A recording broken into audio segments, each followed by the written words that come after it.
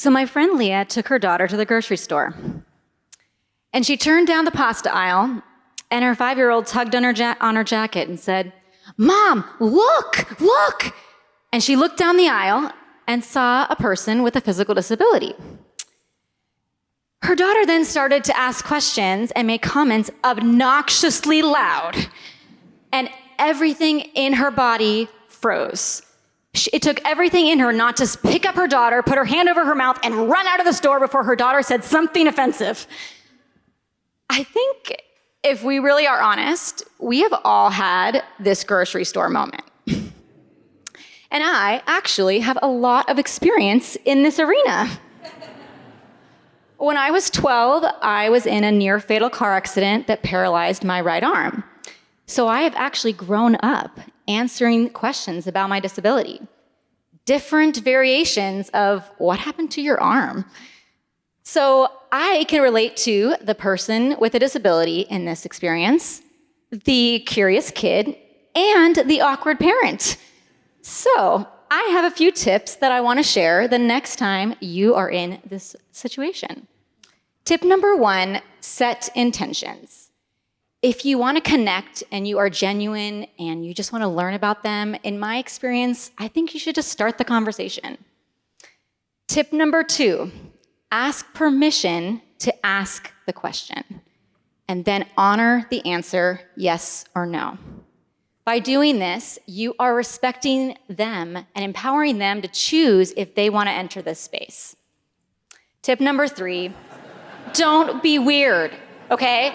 So if you wouldn't do it to your able-bodied friend, definitely don't do it to the person that you don't know who has a physical disability.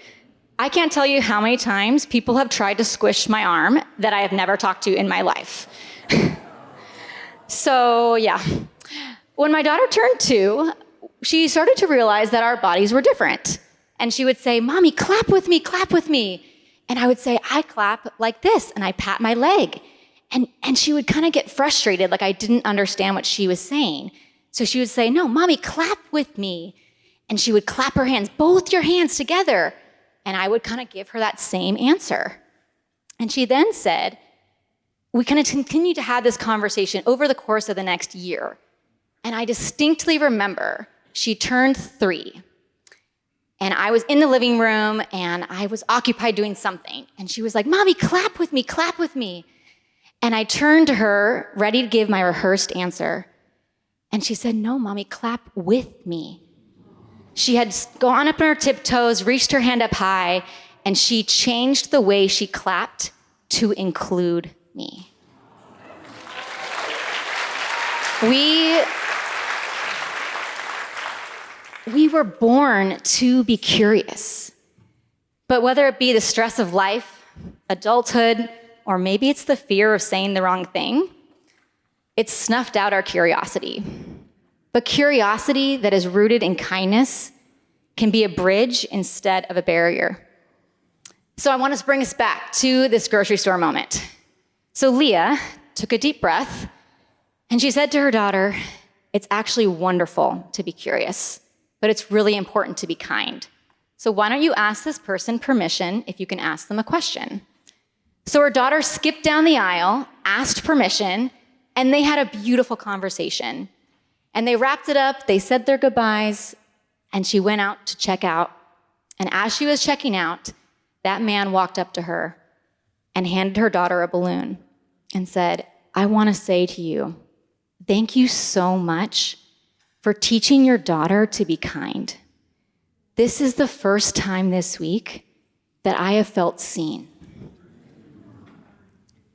In my experience, I have found that our fear of offending leads to silence. And that silence actually looks a lot like apathy. And when it looks like apathy, it keeps us from learning and knowing one another. But if we lean into our curiosity and we embrace a little discomfort, we can actually create connection, understanding, and belonging. So let them ask.